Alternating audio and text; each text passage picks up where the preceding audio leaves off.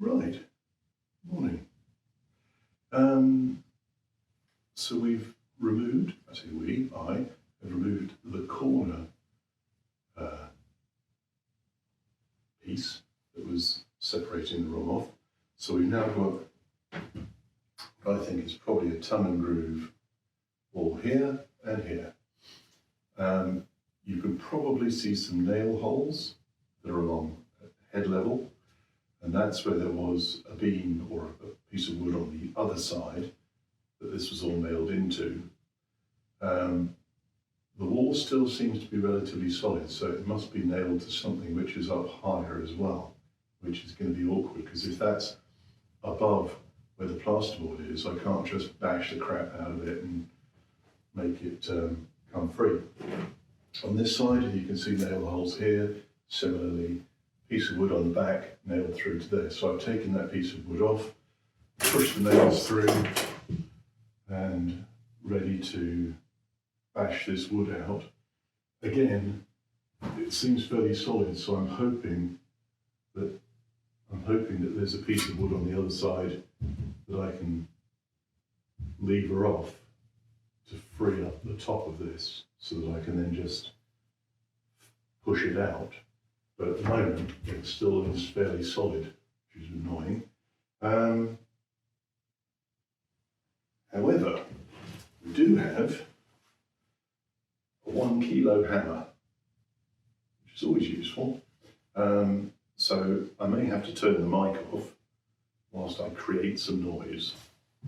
I'm going to go around the bottom of the wall on the other side there and try and bash it off of the piece of wood that I can see down there, because it's got this cork covering over it, which has been glued in place, and it's going to be more difficult to strip that off and try and find the nails to pull them out than it is to just go the other side and disrupt it. I'm a disruptor. Right, let's make some noise.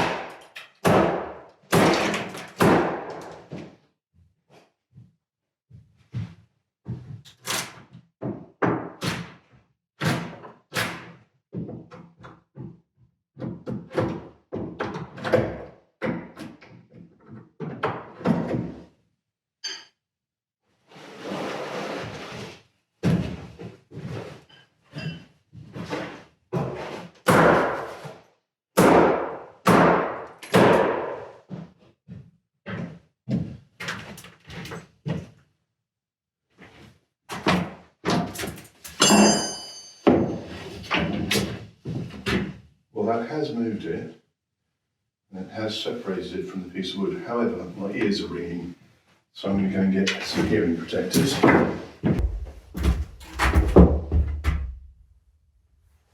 Hey. Right, hearing protectors on. Peltals, quality stuff. So this is the internal 2 partitions which I want to remove to make this upstairs room all one room. So that's the back partition. I've got the window behind me. Over here you can see the great big beam which goes from wall plate to wall plate. Down there is the staircase going down. There's a bizarre little spare bit of floor on the other side there. So let's wander around the other side of the partition. He said, ducking under the beam. So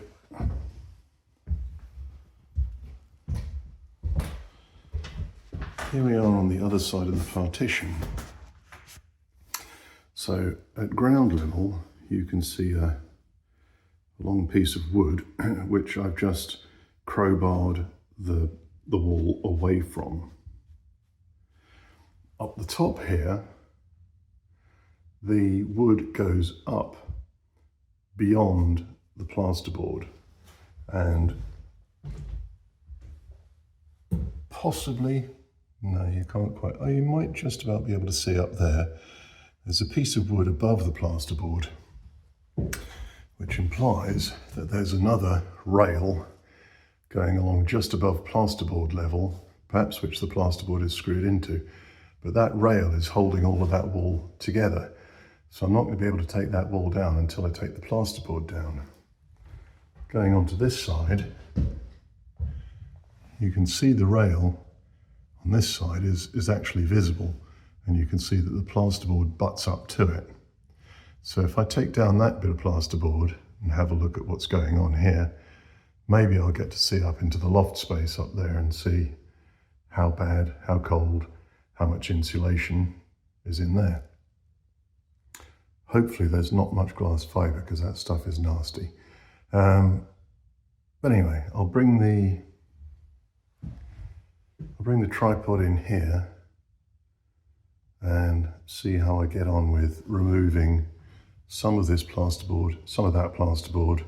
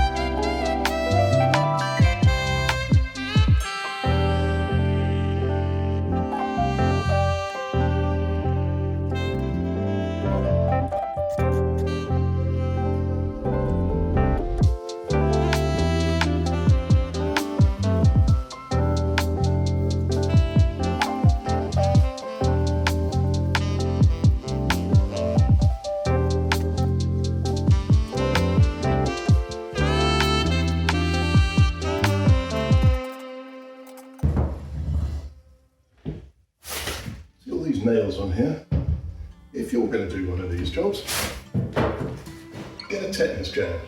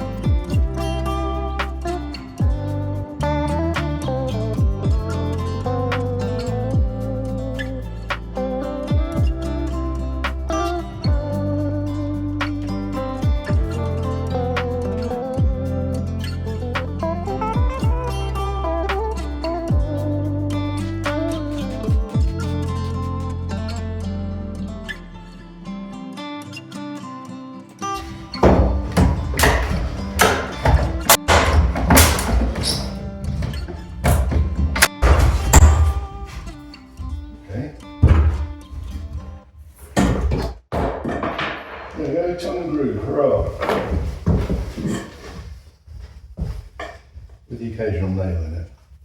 So the joys of this thick tongue groove over here, to be honest, that doesn't even look like pine. Blimey. Okay. Yeah, it must be pine. But the pine that they use here isn't the really soft, fast-growing pine that you get in the UK and often in the US. It's the Baltic pine, which is much harder. So these tongue and grooves be about 20 mil thick, 3/4 of an inch, maybe an inch, with a good thick tongue and groove. Normally, what they do when they're laying these as floors, they'll put a piece down, tap it into position, and then they put the screw, the nail, through into the groove, nail it in so that it's blind, and then when the next piece goes in against that, you never see any of the nails. And obviously this is just being used as a partition, so they didn't care. So you've got a nice obvious nail, but in actual fact the nail was above ceiling height, so you didn't see it. You only saw one nail at the top, one nail at the bottom, and there was this rail. So even with something as rustic as this, the tongues and the grooves were giving that partition probably all of the strength it had, because it was only fixed top and bottom really. Pretty solid construction considering. But anyway, enough of that. Now, this came down with all of that glass wool. And that, I would say, I don't know, is it a chicken leg or a duck leg? Some sort of bird, perhaps? Blimey. Big old bird.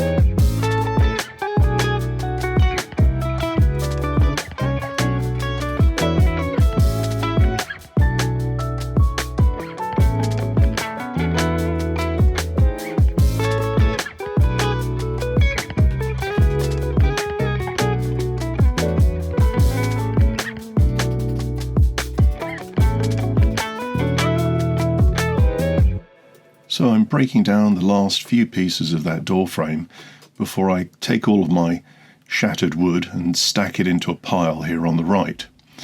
And looking around the room, there's a lot of rubble on the floor which I ought to clear up before I start bashing down the rest of that partition. So I'm just going to go and get myself a dust mask and then clear up a bit before I start bashing again.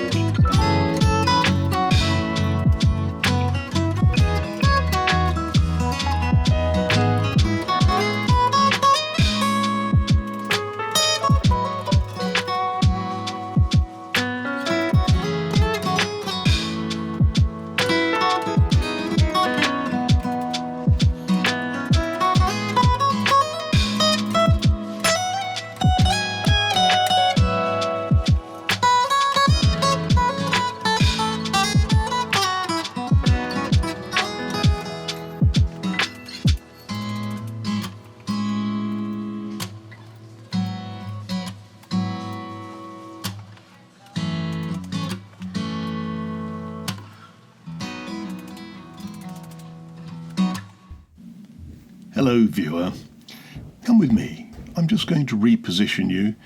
I'll take you across to the other side of the room so you can see the work that I'm going to continue on to as I get rid of that last little bit of partition wall.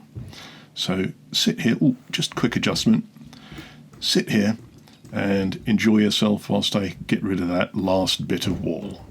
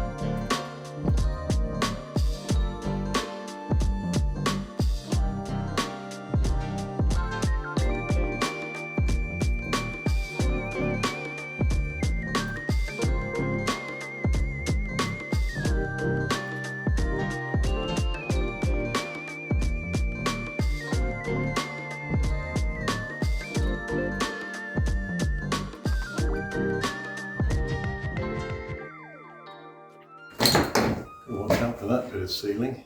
Anyway, the wall is now missing, which is a good thing. You can still see blue fluffy wallpaper on that side.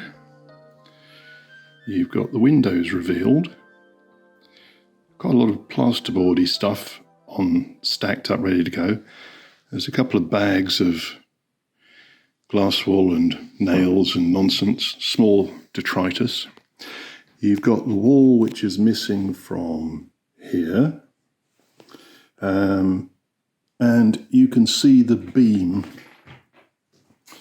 which is resting on the lintel above that window, which is a little bit odd. And if you look carefully up here, you can see there is the A-frame that comes down, and that seems to rest on a beam which is on top of the main beam, in behind that piece of plywood. So I'll probably have to remove that plywood soon and see just what the hell's happening up there. So that A-frame coming down, effectively resting above mid-air, but all of it is resting on this beam, this lintel. But as you can see, it's pretty straight and it's in pretty good condition. So I might talk to somebody about that. Over there, you can see the top of the cooker hood. Well, the fireplace hood. So in our last house, that went considerably further up the wall, and I made a bit of a sort of pyramid type feature, or half a pyramid type feature in the room, which was different. But if what we can see over there is anything to go by, what they've done is they've faced these walls with plasterboard which has got 50 millimeters of polystyrene behind it to act as insulation, which is pretty horrible and doesn't really give the best insulation. So I think that will all be coming out, especially since we're considering raising the ceiling. And then we go over to here. So you can see that on this side, there's another plywood strip covering over the beam and whatever the beam is above it. Obviously that plasterboard isn't particularly well fixed, so that will come down quite easily. But when we look up here at the ceiling, we can see that the joists run parallel to the front and back walls, and that there's more tongue and groove pine flooring above it. So these joists which are up here are 15 centimetres by 4 centimetres, which is perfectly adequate for ceilings, but I don't think I'd want to be doing an awful lot of walking around in the loft space above. I don't know whether you've seen the previous video where you could see the loft space from the barn, but there's quite a lot of space up there. So that's where we are. We've got one great big open room with 3 windows, and the view out the window, let's get there. So the view out the window there, apart from the tin shed, is in about 50 metres. It drops straight down about 80 metres to a river. So across over there, you can see the other side of the valley, which is some farms over there, which would be quite nice to wake up to. So this is probably going to be the bedroom, more than likely. Change the windows, put more insulation, new plasterboard. Probably have to do something about those floorboards because they're a bit rough. but I suspect that they're old and probably oak or chestnut.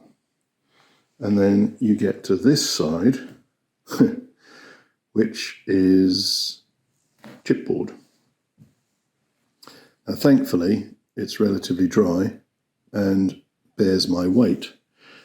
Presumably, they've put floor joists quite frequently underneath it.